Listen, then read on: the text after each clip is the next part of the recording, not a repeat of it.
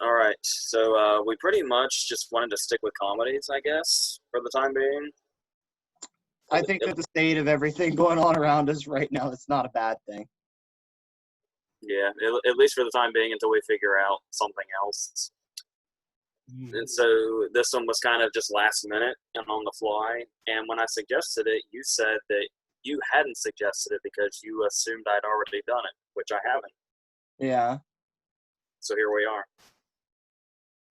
And it'll be interesting to revisit Road Trip being Todd Phillips' first movie after Joker got 11 Oscar nominations. Mm-hmm. 3 of which were his. So, personally. So, is there anything in general you have to say about these two, or? Not really that I can think of. I think I've seen Road Trip a lot more.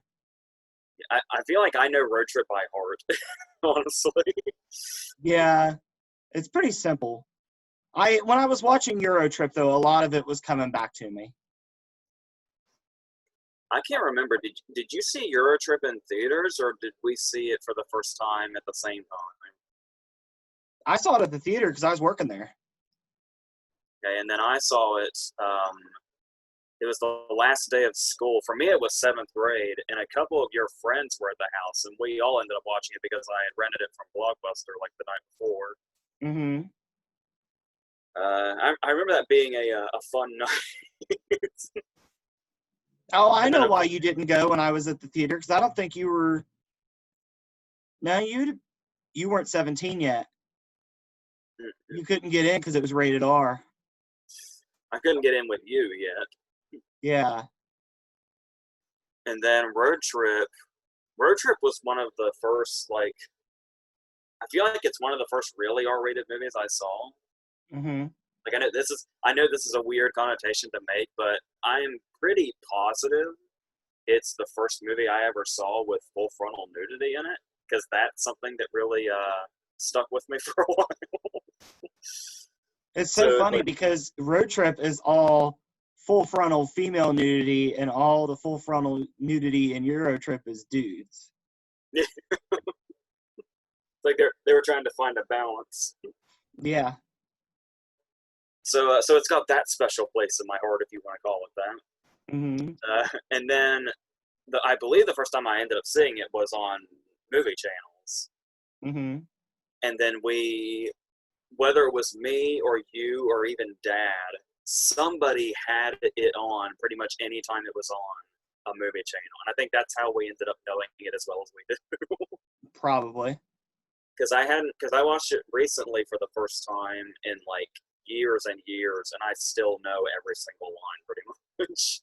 Yeah. So I guess that means we're starting with Road Trip, yeah? Yeah, we'll start there. Especially since it came first. Yeah. And you were talking about Road Trip being directed by Todd Phillips. Let's not forget Ivan Reitman was a producer on both of these. Yeah. And Ivan Reitman's a name that I tended to associate with the dirty movie in general because it was probably not long after Road Trip the first time I saw Stripes, which is also incredibly dirty. Mm-hmm. I just always associate Ivan Reitman with Ghostbusters. Yeah. That's what I think of. Or Kindergarten Cop, depending on who you are. Or all of the above. I forgot about Kindergarten Cop being Ivan Reitman's.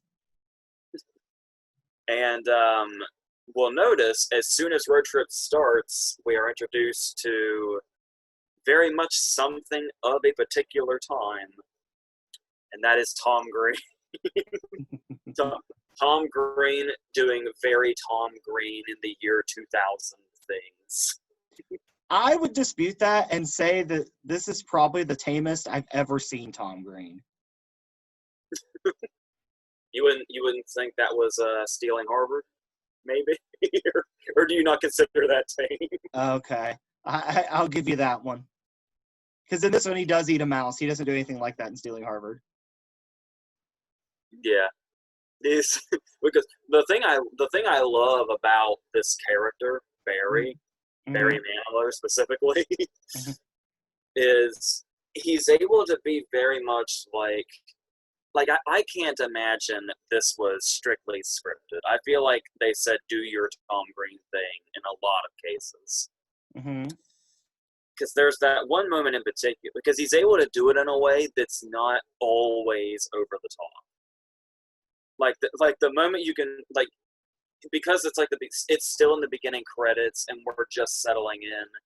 There's some things he says at the beginning that may just totally fly by you. One of those moments in particular would be when he's talking about like he'll just say some random line like that's the English department, but you all speak English, so we can skip that. And then and then he goes into, and then there's the psychology department, and they might conduct experiments on you, so be careful about electricity and all that. And then he pauses and he's like, they're watching us. It's like, what the hell is that? It's like that's probably Tom Green going off script and just saying whatever the hell he wants. Mm-hmm. Like I said, even if Barry even is scripted, which I would be surprised if he was, honestly. And then I guess we can just keep going through Barry, because he's basically the movie's side quest. Yeah, and he's the narrator, not the sort of narrator. Yeah, you can say he's a narrator. Yeah. If they're in person, they can still be a narrator. Mm. But then we get all these, just like I was talking about, they're just like deviations every time we see him. Like when the party's going on and he's upstairs with those girls, he's trying to get to experiment. Mm-hmm. You kind of think that's going to go somewhere, and it's not. We're just cutting to him doing random shit. And this is a character that totally suits that. Like, Barry is not a character that needs to go anywhere. In fact, it's funnier that he doesn't go he literally doesn't go anywhere. He does not go on the trip. Yeah. Despite the fact that when it came out, Tom Green was basically the face of the movie, wasn't he? Yeah, at the time. Like, you had to go to the movie to find out that he doesn't actually go on the trip. Yeah. Now, I love that he tries to end the movie like 25 minutes in.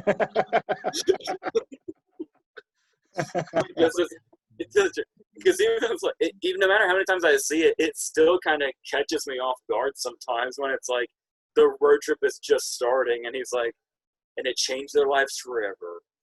The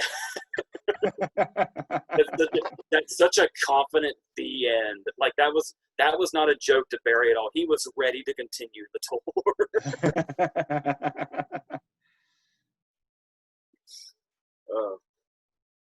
Any Barry moments stick out to you?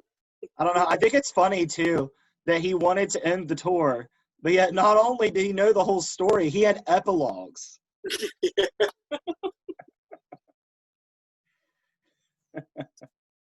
It's like how many times has he given the condensed version? Yeah. It's like maybe we're watching the first time where somebody asked him to elaborate, and that's what he's always wanted, was for somebody to ask him to elaborate. Maybe so. Because he went right back into it. Another thing I love is his little song Mm-hmm. the next morning after the party. Yeah. And like EL's laying on the bed. My favorite shot of this moment, obviously the face of this moment is Barry making all the animal noises. Mm-hmm. But my favorite moment by far in this scene is that shot of Ruben, Mm-hmm. where he's reading and he just puts his book down and looks off in the distance like he's moved by the song. Ruben's such an underrated character in this movie.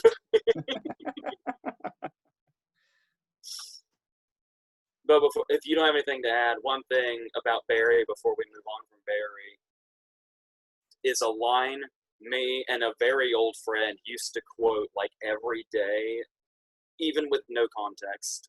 Mm. One of my favorite moments in the whole movie that I have quoted so many times is after the conflict of the movie is established. Mm-hmm. Like the movie is officially kicking off. And Barry's only concern is, did you make a copy? Because if you made a copy, we could watch the copy.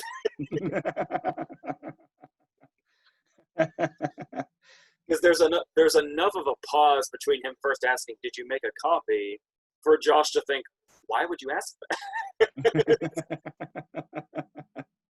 And then the redundancy of the question makes it even funny. Oh. Hmm. Actually, I do like too how whenever something gets so outlandish, like the tour group calls them on it.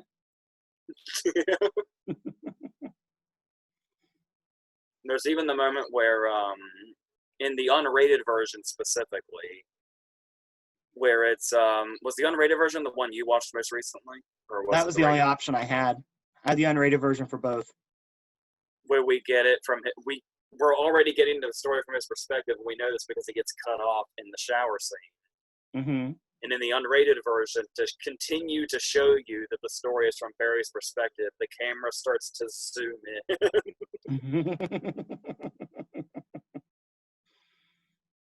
I like that, and I'm sure that could be criticized for being like objectifying, but like that's the joke, that we're seeing it from Barry's perspective. Because You know, something I didn't realize either, till I watched it this most recent time, is the snake biting Barry's hand is one of the most famous scenes. That's the last time we see him in that timeline. The rest of the time, he's just narrating the story. I don't think he comes back to the story after that. now that you mention it, I don't think so either. And that makes sense because his whole storyline is to obsess over Mitch. Yeah. and then Mitch turns on.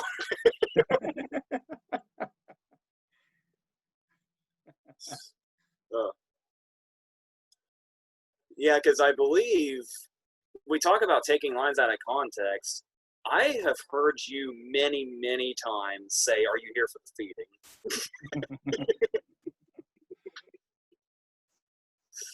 uh, and I feel like every now and then, when either Boston or Austin gets brought up in conversation, somebody will quote him saying Austin, Massachusetts. Yeah.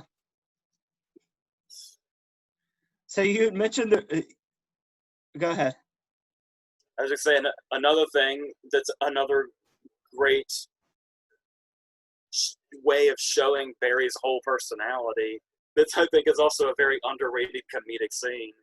Is when they're getting in the car and leaving, and Ruben's talking to Barry about what they're doing and what he can do while they're gone. Mm-hmm. And the joke is that Barry just doesn't give a shit about anything. He's like, "Don't you even want to know where we're going?" No.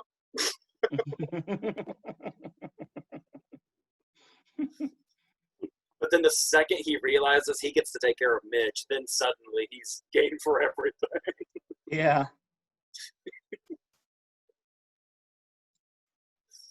Uh, So you were talking about how you felt Ruben was an underrated character. Go into him. all right. What I like Ruben too. I just wonder what you want to say.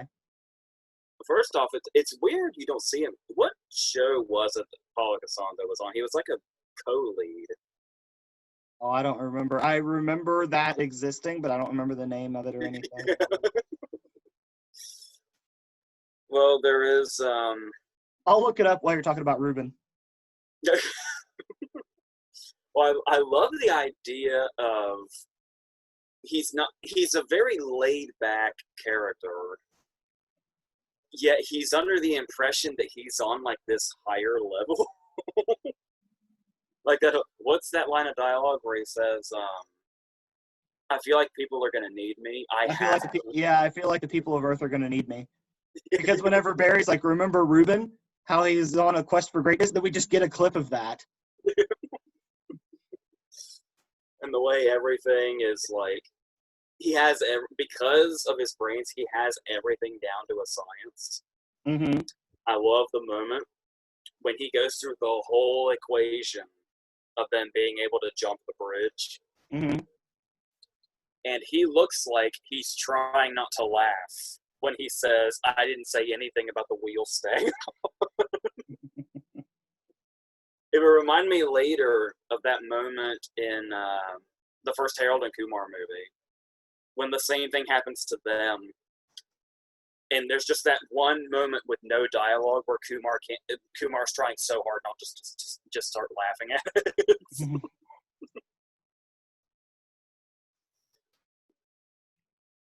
I can't find what you're talking about. Fun fact, though, in the video game 50 Cent Bulletproof, he plays Matt the morgue attendant. And here's a fun little pun for you. In Dr. Dolittle 3, he voices Cogburn the Rooster. Is that where he's been? Yeah, there's not much going on. He was on the show Royal Pains for a while. That's not what we're thinking of, is it? I don't think so. He's in that one with a doctor that like helps rich people in the Hamptons. No. I couldn't find what you were talking about. He's only got 38 things. It's a shame we don't see him more.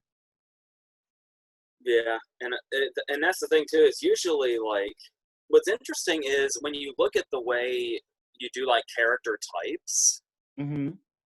You would think Ruben's personality would be more suited for somebody that looks like Kyle. Yeah. But the fact that they're able to take the brainy character and have it, even when he's using his brain, they somehow make something funny out of it. Yeah. And for every time he does that, we've got the scene with him and Andy Dick. Where Andy Dick gives him a full... Andy Dick, of all people, mm-hmm. gives him a full-on lecture about drugs. Yeah. Please tell me that's an in-joke in itself. It has to be. There's no way it's not.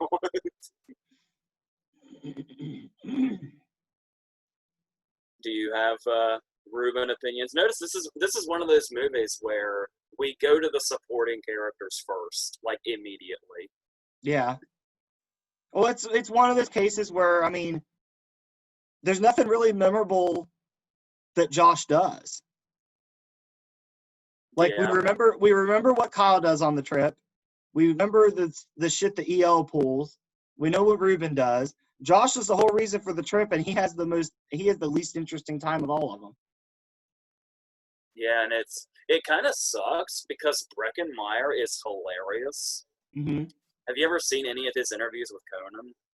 No. Oh my god, the way they play off each other. Mm-hmm.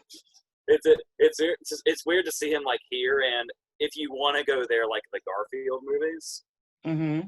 It's like how often he plays the straight man. Yeah, because he is actually hilarious himself. Mm-hmm. But that's the thing too, is talking about jumping Rat to Race is the same way. Yeah, mm-hmm. his reunion with Amy Smart. Yeah. And it's the thing is we are able to jump to characters immediately like Barry and Ruben. Mm-hmm. When Sean William Scott is here in his raunchy sidekick prime. Yeah. And we don't go to him first. That's how much the other supporting characters stand out also. Mm-hmm. And even then, there's like additional side characters. Like we got Fred Ward in here just being absolutely insane. What? Why is he so quick to draw that gun? I don't know. Is he still paranoid from Miami Blues? Does he forget that they killed Alec Baldwin?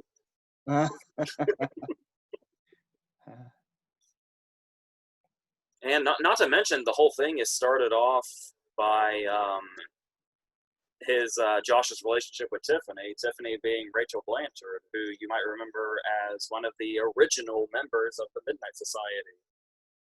I thought she looked familiar. She's the one that tells the story of the prom queen, which is one of my favorite episodes. Oh. Then we have an interesting, before we go into people like Sean William Scott or DJ Qualls, which we know we'll get into. Yeah. This movie has an antagonist. Yeah.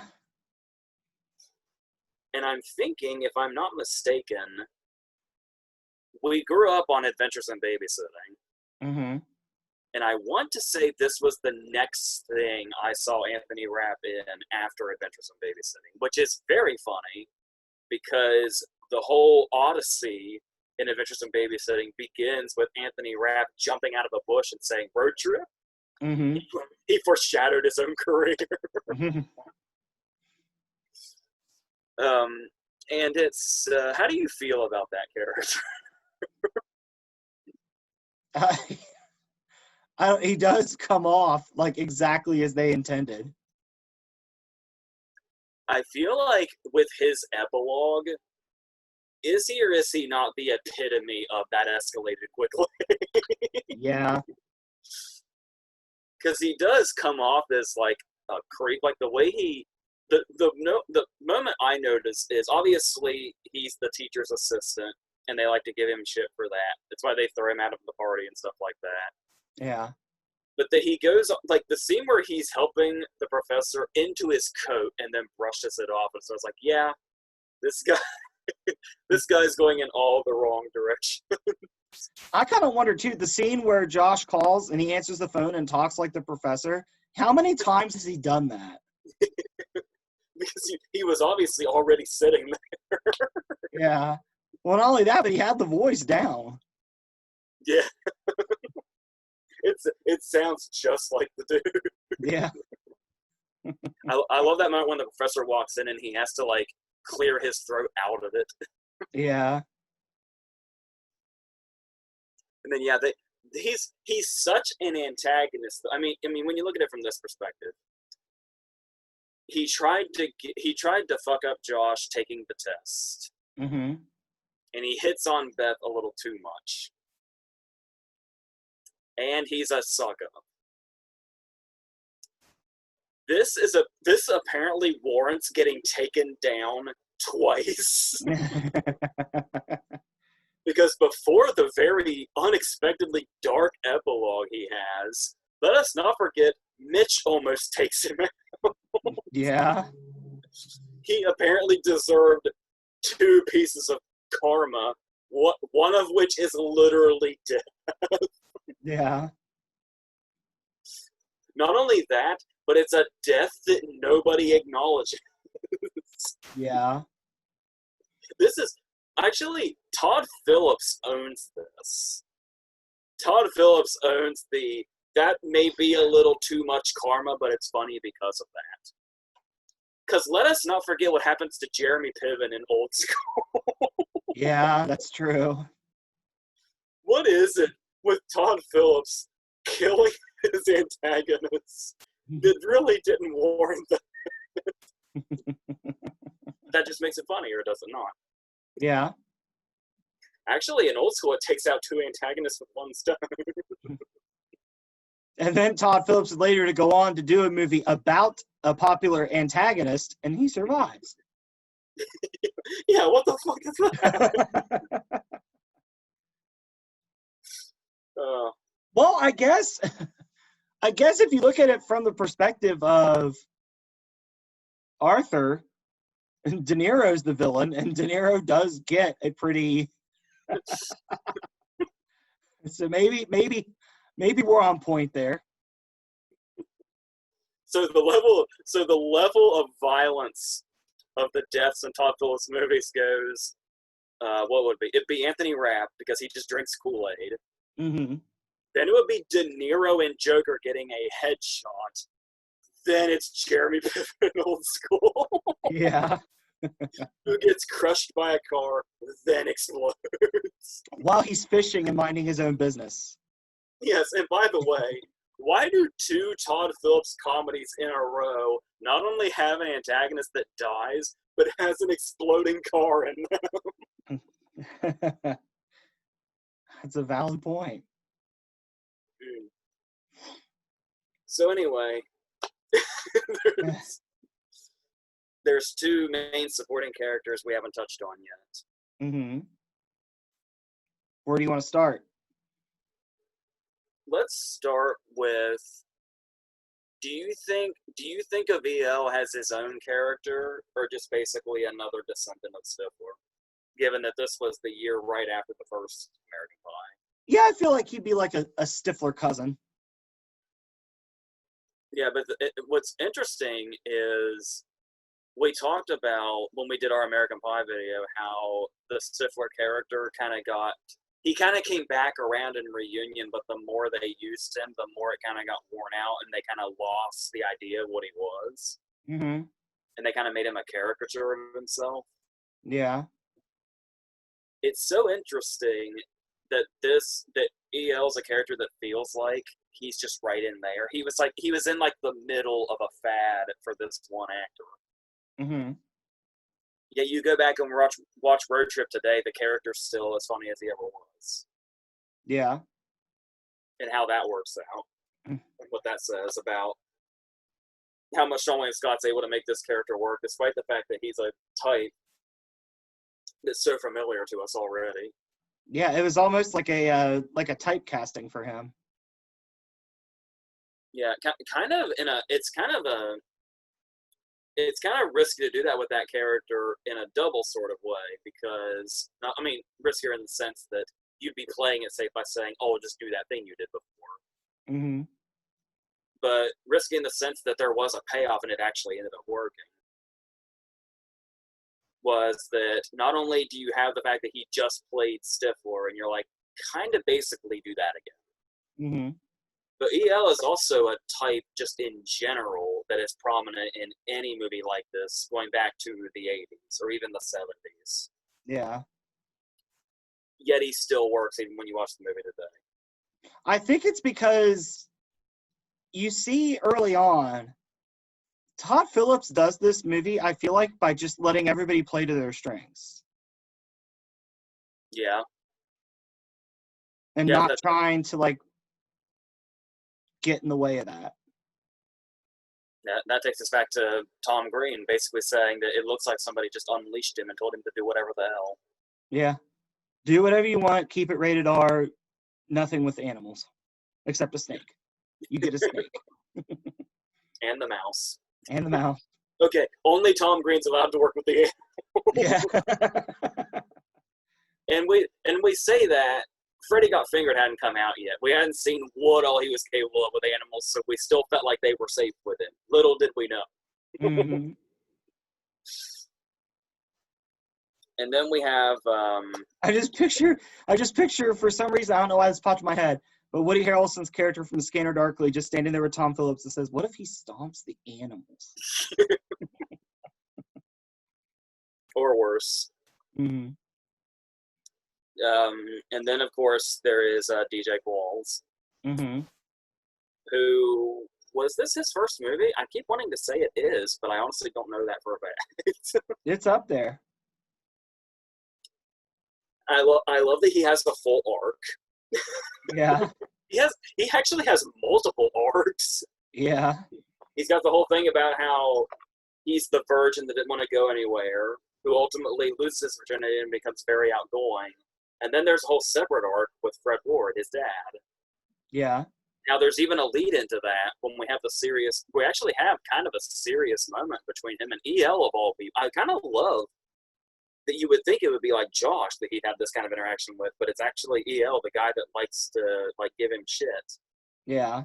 That he opens up to and says, my dad is strict and stuff like that, setting up the whole Fred Ward storyline. Yeah. So that's an interesting character, man. I like how they kind of switch up. They do kind of a thing here where you can recognize every character type in this, but the way they interact is kind of switched up in an unexpected way.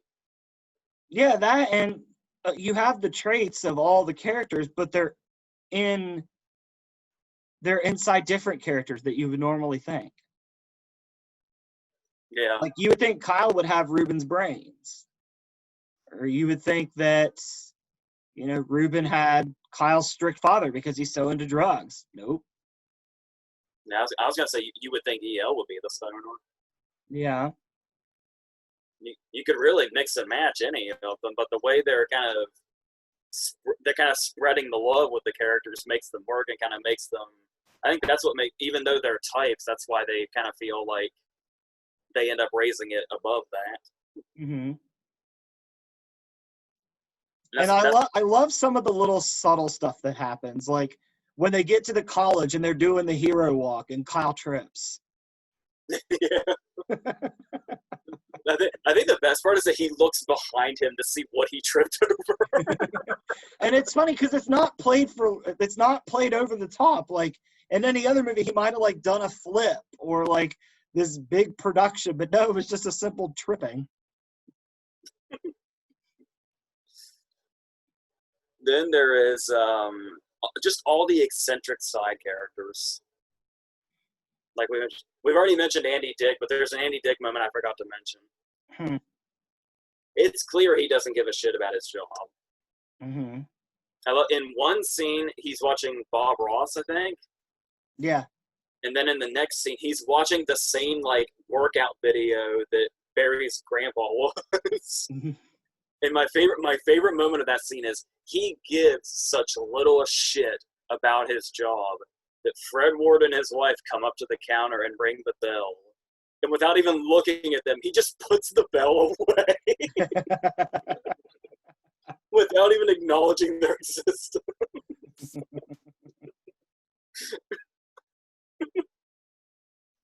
That's such a great moment where you need no dialogue in that scene for that to be hilarious. Then you have EL's interaction with Marilyn Rice Cobb, the blind girl. Yeah. I love how that's what's great about this movie is the little run-ins are just standalone jokes. Yeah, they're almost like little vignettes of different things that happen on this road trip. Like when Horatio Sands takes Kyle's French toast. Dude, how I will never know. Maybe there's some sort of trickery here. But I'm led to believe Horatio Sands actually threw up that piece of toast and caught it in the back of his pants. And I don't know how the hell he did that to this day. You know, because of this movie, it was a while before I could eat French toast in a restaurant. And what's so interesting is how this scene makes you realize just how this movie doesn't go for the gross out near as much as you think it would. No. But the great thing about the Horatio Sands scene is when they go for it, they're gonna go all in. I also love the undertone of this scene where Josh and Ruben suspect something is happening, but they don't say anything. And I think Josh gives up on the idea because he seems pretty sincere when he's like, "That's actually a nice guy." Yeah. It's like he was suspicious, and then Horatio Sands tricked him into thinking nothing was wrong. Yeah. But I do like that it's gross out without being over the top. Like there's no projectile vomiting, there's no eating or drinking like cum or anything like that. Mm-hmm. It's not like we don't get into like Van Wilder territory or any of that shit. Yeah. But it's like that's the perfect level of gross out. It's just being able to watch Kyle eat it and just say and think that nothing's wrong. Mm-hmm. Because usually jokes like that, whoever's telling the joke gets way too overzealous and badly wants you to see the reaction of the person when they find out. But it's significantly funnier that Kyle will never know that's what happened. He kind of shows the same restraint in The Hangover, too. Yeah. I remember there's some gross out in that. There's more gross out in The Hangover here, but compared to other movies, yeah. Mm-hmm. And then there's stuff, well, I mentioned cum. I guess we could mention the fact that there is a scene at a sperm bank, of course. Mm-hmm. But that's the thing, though. And I think this is something that's missing from Eurotrip, if we're going to start comparing now, is pretty much every detour or stop that they make that leads to one of these scenes like this is serving the trip. Like they're always trying to move forward because the whole setup is they're playing beat the clock, and Josh is always ready to freak out if they are not moving ahead. Yeah. And it's like I feel like in something like Eurotrip, it would have been more of just a deviation, and they'd end up at a sperm egg and have to do this. But the fact that they have to do it in order to keep the trip moving, it is like the next logical step. Yeah.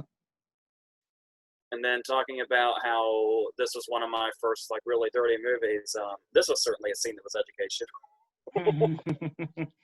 You were talking about how it starts the trip. This scene even plays into EL's epilogue. Yeah. And has my favorite Kyle moment.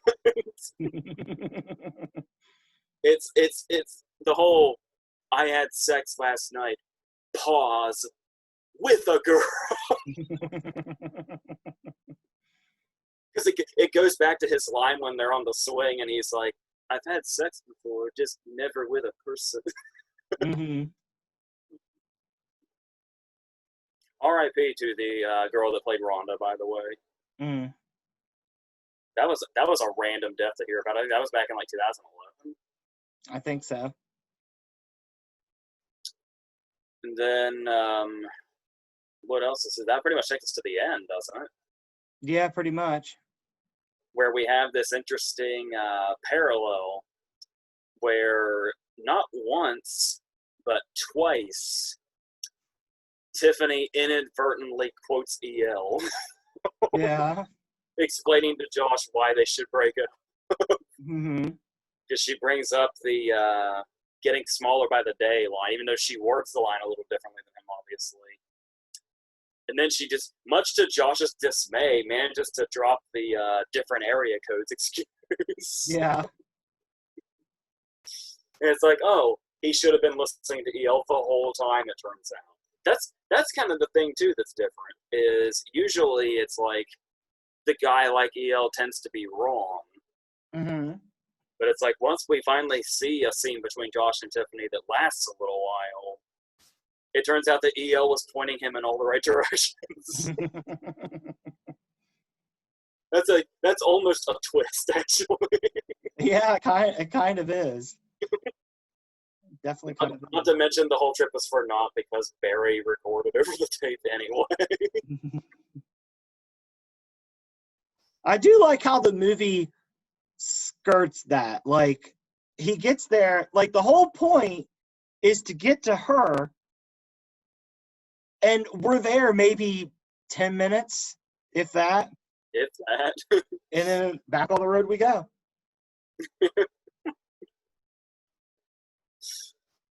That still has to be one of my favorite reveals ever, I think. When the big moment that the whole movie has been leading up to, and then we just briefly cut to Stag, and then it's Tom Green's face.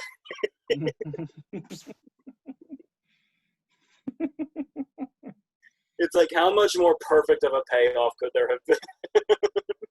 You know, it's almost like Tom Green got there with them. He was on the trip after all. He just went by mail. He got there first. Oh, gold. So, is that pretty much? Oh yeah, and I also kind of like the direction that Beth goes also, Mm-hmm. where it's like the whole thing where they obviously really like each other, but then we realize the extremes she's willing to go to help him out. It's almost like in a less psychotic way, she becomes the Anthony Rapp character for Breckenmeyer.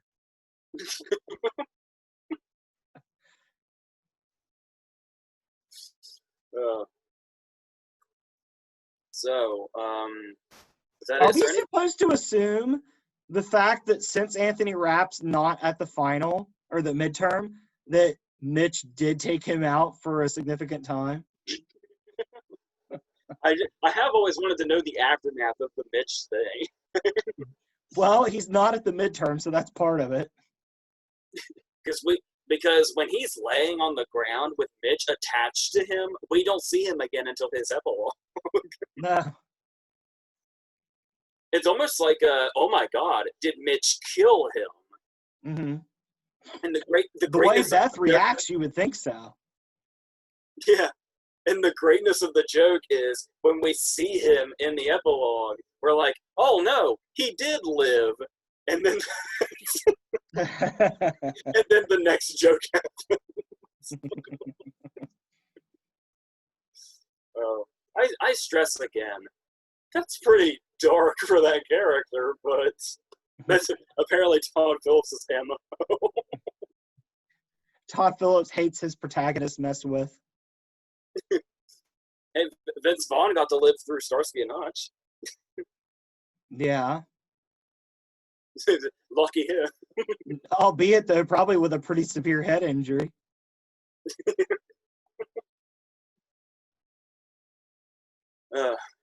So, do you have anything else to say on Road Trip? No, I think we covered just about every square inch of it. All right. I do like the joke when they find Kyle's car and Fred Ward's there, and the guy's like, "I just get the feeling somebody was raped and murdered here." Fred Ward gets mad and he goes over to the other cop, and the other cop ends his little update with, "We ain't found a drop of semen yet." That guy is so happy. I believe Matt Walsh is the first guy. Yeah. And then, but actually, another thing I like about that joke is it's obviously the whole it's its own joke in itself, but it also feels like kind of a callback to EL's Deliverance reference. Yeah. When they get stuck at the bridge, and he says, "I give it about 20 minutes before our first ass rape." Yeah. I'm assuming that's a Deliverance reference and not just some random thing EL said. But it could go either way. All right. Do you want to start Eurotrip off? It might have one of the best cameos in a comedy movie. Were you like me and were wondering for the longest time how that happened? Yeah, I am curious. Oh, you never got the story? No. Apparently, well, you've got the writers. There are 3 writers and only 1 credited director. But to my understanding, all 3 writers pretty much directed. Like the other 2 just kind of ghost directed, with one of them the third one getting the main credit. Mm-hmm. And they were mainly writers on Seinfeld and Curb Your Enthusiasm. Okay. But specifically Alec Berg, who worked on Seinfeld and Curb Your Enthusiasm, is also Bill Hader's co-creator on Barry. Oh, okay. Alec Berg's got like a long list of credits. And to my understanding, they all went to college with Damon. I think that's what it was. And then he was around shooting The Brothers Grimm. And basically, just as a favor to them as friends, he just decided to, because he was wearing a wig for the Brothers Grimm already, so he figured there was no loss in just shaving his head for Donnie. And apparently, it's somewhat of a self-deprecating in-joke to himself that he plays like a sort of rock star type that is taking Scott's girl. Mm-hmm. Because apparently Matt Damon in real life once lost a girlfriend to Lars Ulrich. Oh. So it's basically a play on that also. So yeah, that's how that happened.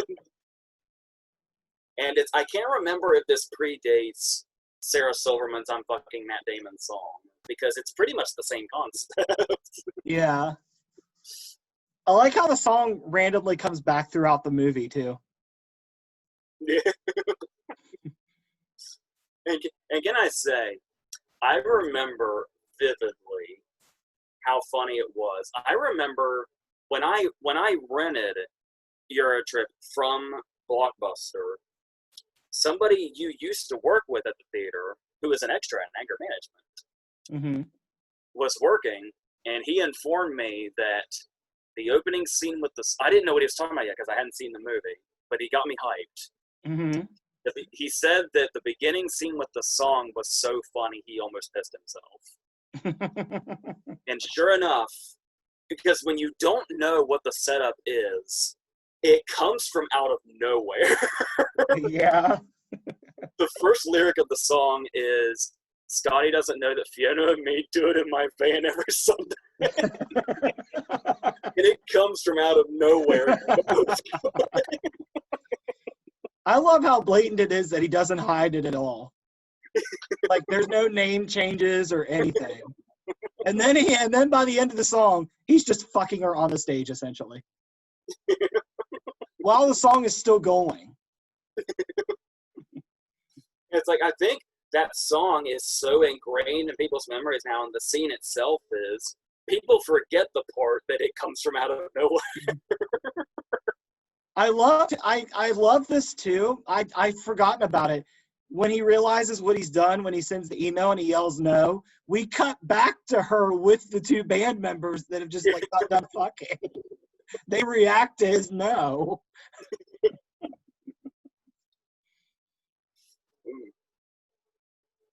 I also feel a need to mention that there's a little moment that just passes by in this party scene that I really love.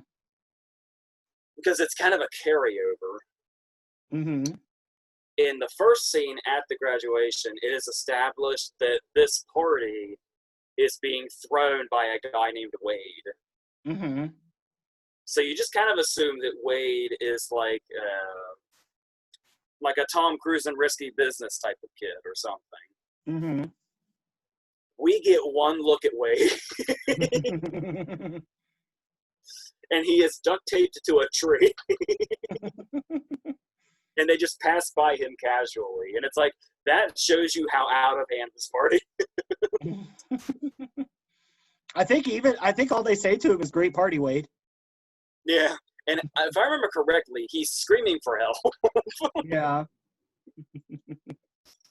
So it's less that the party's out of hand and more that he's a passive person that has a very nice place, apparently. Yeah.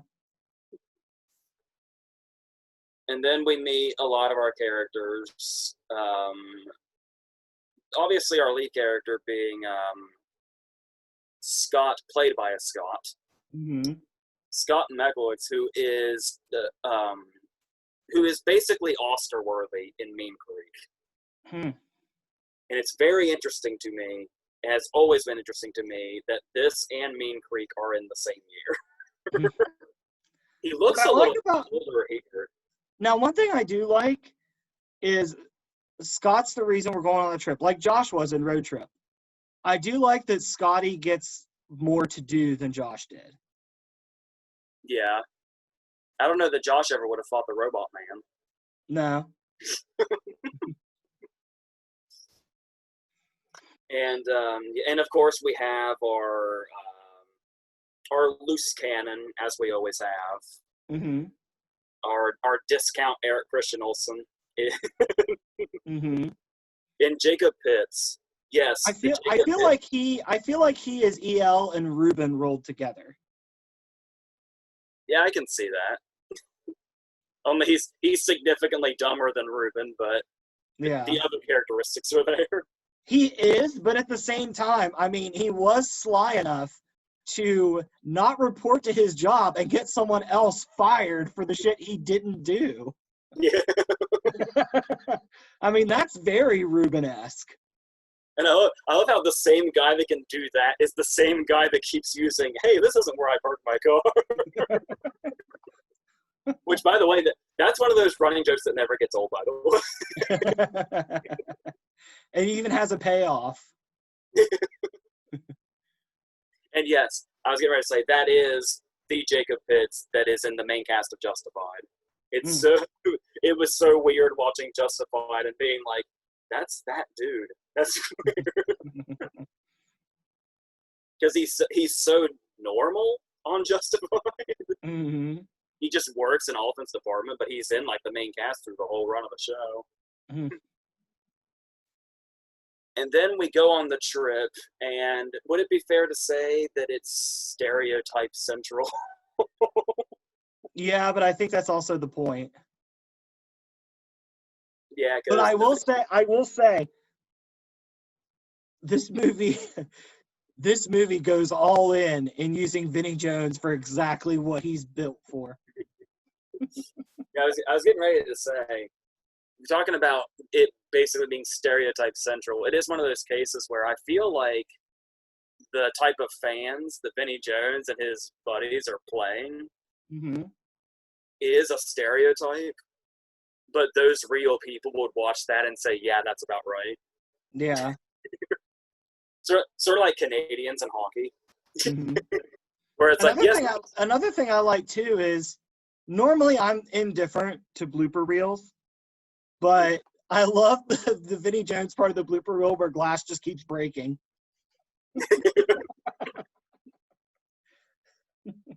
He literally just keeps shouting until they say God. Yeah. He had like a whole slew of things to say. And interesting that Vinnie Jones is in this as well as Boris the Blade. Yeah. Like it's the strangest place to have a reunion, but Boris the Blade's funny too because he keeps making all the old American references. yeah. This also, I'd say that we were talking about all the eccentric characters they run into. I'd say we get more of them in Road Trip. I'd say we'd get more of them here. Would you say? Oh yeah. I mean, you say eccentric character. The first thing I think of is Fred Armisen.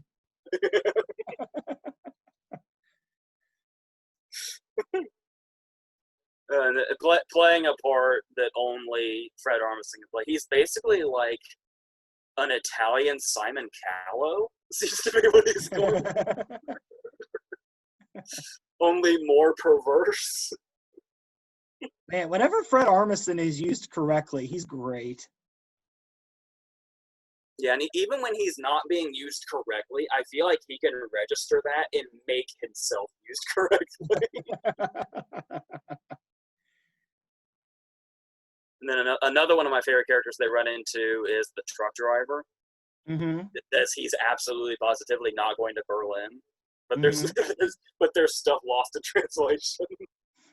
It's literally we get the map shot where Berlin's in sight, and it's like he sees it and just goes anywhere. That is a really clever visual, by the way, used throughout the movie, where we start with Scott like setting up the table like a map, and then that table map is what we see for the rest of the movie when they move around. Yeah. Like there's like a bowl of Brussels sprouts when they go through Brussels, and then there's the ashtray when they get lost because of the truck driver. And I love how when it first pops up, it's just question marks. There is something that they do here, a decision they made that I really like when you're comparing it to Road Trip. Because you do have some stuff here like Road Trip, like the fact that he has a nightmare about her banging another dude. Mm-hmm. This scene's pretty much lifted straight from Road Trip. But I also like the fact that as far as finding out that Mike is actually a girl, mm-hmm. and we don't see that, there's no confirmation right away. Like the brother just sort of says it, and it's not something we already know. Mm-hmm. So for all we know, the brother could be wrong, or the brother could be fucking with him. But I like the fact that they don't leave that a mystery, and we immediately cut to her to show that is actually who she is, and that the trip won't be all for naught. Yeah. It's because we could have spent the whole movie thinking that was going to be what the punchline was she actually was a guy. Mm-hmm. But that would have been very similar to, there was no reason to go on the road trip because Barry recorded over the tape. Yeah. So the fact that they made it clear to us right away that he was in fact going there for a reason, I feel like was the right way to go. Yeah, I agree. But what do you think about the sort of sidetracks in this? Where I was talking about a lot of the sidetracks in Road Trip are to keep the trip moving, but these are a bit more like fighting Robot Man, for instance. Mm-hmm. Isn't solving or accomplishing anything. It's just there. There is a scene I do love that ends up being a detriment to the trip. Diedrich Bader. Of course. Because any love. scene that I, Diedrich Bader is in, Diedrich Bader's the best thing in that scene. I was gonna say, I love that you will always be the first person in the room to say that Diedrich Bader is. Dude, I will always go to bat for Diedrich Bader. Every time I will go to bat for him. I remember, I think when we saw Jay and Silent Bob reboot, he was one of your biggest reactions. Yeah, I love Diedrich Bader, man. Office Space, he's brilliant in Office Space. He's also one of those cases where he does so many different types of characters that when you see his name in the opening credits of Eurotrip, you're just immediately wondering where he's going to be, and you like anticipate where he's going to be. Yeah. And he shows up for like 10 seconds. But then he ends up causing something big to happen.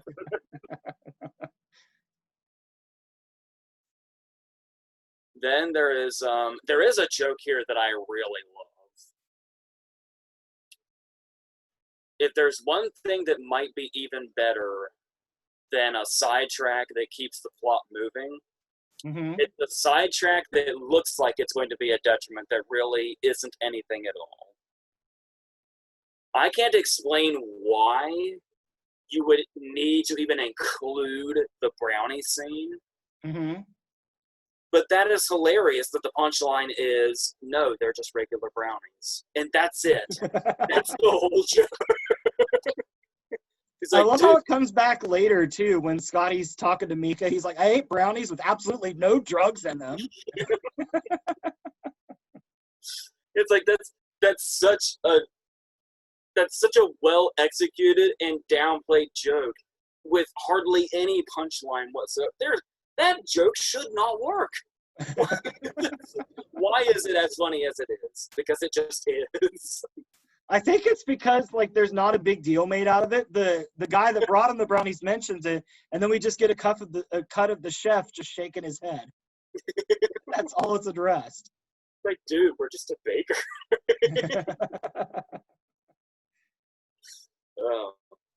It reminds me, I mean, I guess you could somewhat say it might be knocking off the joke in Not Another Teen Movie.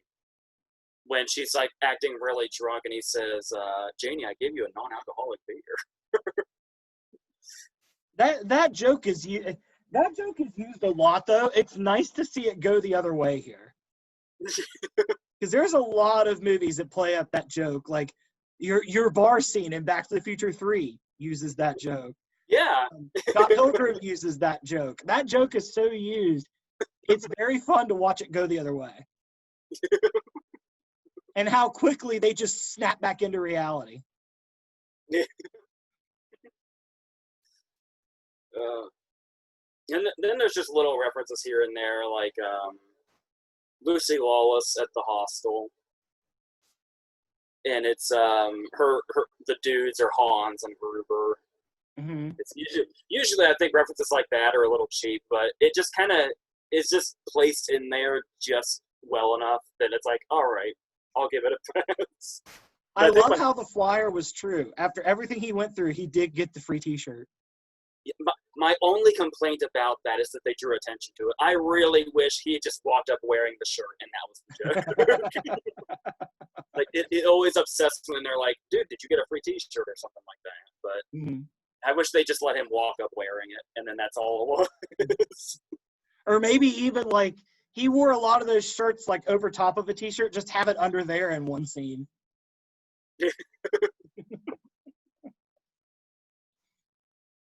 Oh, and then is there anything I'm missing, or are we getting to the end?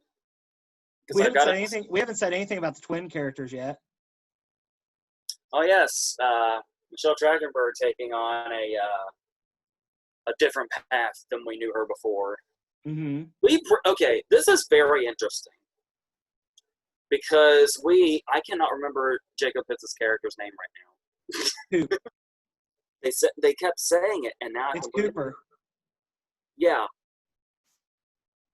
What he goes through with Michelle Trachtenberg, I think, is what all of us dudes that grew up watching her felt, whether it be Harriet the Spy or Pete and Pete. Or Inspector Gadget. yeah, it's like, we're not going to see her as hot. And then as the movie goes on, like him, it's almost like we're in denial because it's like, that's Harriet the Spy. She can't be hot. And then just the less she wears, the more it sets in. Michelle Trachtenberg is not Harriet the Spy anymore. No. No. And then I've never quite known how I feel about the two of them making out joke. Mm-hmm. I don't know. It's weird, but I remember it was kind of a blown spot though, because wasn't him saying, "Dude, you made out with your sister" in all the trailers? You've started even using wrestling terminology with blown I know spot. it was in my head, and I was like, "Well, I can't think of another term right now. I'll just use the wrestling term." The joke was given away because if I remember correctly, wasn't him saying, "Dude, you made out with your sister" in like all the trailers and TV spots? Yeah. But yet we had no context in the trailers and TV spots. You had to watch the movie to find out how that happened. Yeah. We don't even really find out how it happened. They just kind of got drunk and it happened. That's it. That's pretty much how Michelle Trachtenberg explained it. Yeah. Then you have Kenny Bania from Seinfeld as the Green Fairy. Mm-hmm. Oh yeah, also worth noting another Seinfeld connection with the writers as well as Kenny Bania being here. Mm-hmm. The use of Morning Train at the bar with Vinnie Jones was a song that was used twice to hilarious effect in two different Seinfeld episodes. I believe one is the episode where George starts going around on a motor scooter, and the other is when Kramer accidentally gets hired. Like, just starts going to that job that he doesn't actually have, and they just he gets mixed up in it. How did we get through the beginning of the movie without mentioning Jeffrey Tambor's oblivious dad? Yeah, and later would go on to be a dad in The Hangover as well, so it makes sense. I do love that joke where it's like, where are they? And it's like, oh, they went camping. Oh, that's nice. Where's the little brother? Fuck if I know. Nobody plays I don't give a shit like Jeffrey Tambor.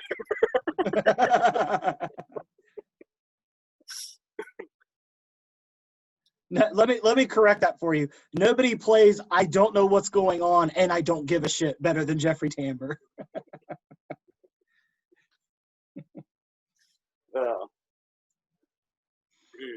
So, does this take us to the end? Yeah, I'd say so. Okay. This scene at the Vatican this is kind of where you can tell the Seinfeld and Curb writers had a part in this. the way this escalates from one event to the other feels so much like something George Costanza or Larry David could walk into. How it starts off with them ringing the bell and convincing the town that the Pope is dead. I love that little moment where the tourists are standing in front of this dude, and the dude just walks through the map and tears it in half. It's barely there, and no attention is drawn to it. I think the tourists are still looking at it, even though he's walking. And then it just happens to lead to this event where the white smoke comes out to tell you that another pope has been appointed. And the fact that this series of events seems to happen so quickly. I could see this happening to Larry David. And it's all because they're dicking around. And then topping it off with Scott ending up out on the balcony in full attire. It's just a perfectly executed 1, 2, 3 of a joke. It's like it's funny enough that if the fact that he rings the bell and everybody in town is like, oh my god, the Pope is dead, is funny by itself. And then the fact that the hat catches on fire ultimately ending in them thinking, oh my god, there's already another Pope. And then finally Scott walks out and, oh, and there he is. It's like the roller coaster that this crowd goes on while they dig off inside.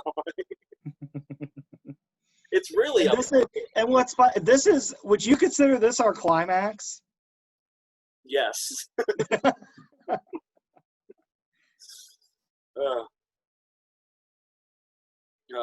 So yes, that's like a perfectly executed scene, the whole thing, and that's usually by the climax, comedies are running out of gas, and it seems like they kind of saved the best for last here. And I believe the only thing we got in the trailers was Cooper wearing the hat. Yeah, and I think the hat catching on fire, wasn't it? Yeah. Little do we know that that's in the trailer. That makes it look like that's going to be the joke. That's just step 2. That's the first part of step 2. We didn't realize this was going to evolve into a whole town thinks there's a new pope. Is this one of the only times that a movie trailer has spoiled like the middle part of a joke and not the whole joke? I feel like there's another case, but I can't think of it off the top of my head. It's rare. Usually they just go for the full joke. Mm-hmm. Oh my god, I love that back. Like I said, it really shows them like kind of at the writers kind of at their roots with a joke like that, or Yeah. joke like that. And then yeah, like we said, we get the final payoff where you keep getting afraid they're going to go in road trip territory. You don't want them to go in road trip territory. That's the only reason you want him to end up with her, is because it would be the opposite of what happened in road trip. Yeah. And like when there's that moment when he confesses to her and she just like pauses and everybody anticipates, it's like, don't shut him down. That's too road trip. Don't do it. And road trip did it well. That's why we're saying it's not bad that road trip did it. It's just don't do the same thing road trip did. It went in a completely different direction. Like it pull out the Will Ferrell gift that escalated quickly. Yeah. And the random cameo where this happens in front of Mindy Sterling. Yeah. Of all the places for Jeffrey Tambor and Mindy Sterling to reunite after The Grinch, it's in this context. They don't share a scene or anything, but same movie.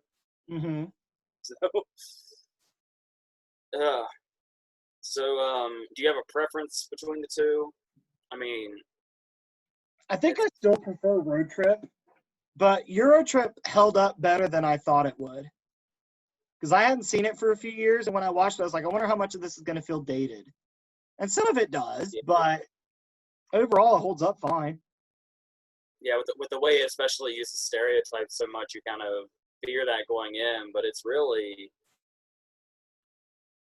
Yeah, I don't know if it's just because we were there when it first came out helps, but because obviously we're going through a bit of a lot of things are getting changed and or deleted because of what they are. It's kind of hard to distinguish. Yeah, we don't want to get too into that, but yeah. So usually it's you pulling me back from that ledge. So I've been good today. So yeah, I like Eurotrip and everything, and it is funny. But I can't. I think the Lucy Lawless scene might go on a little too long.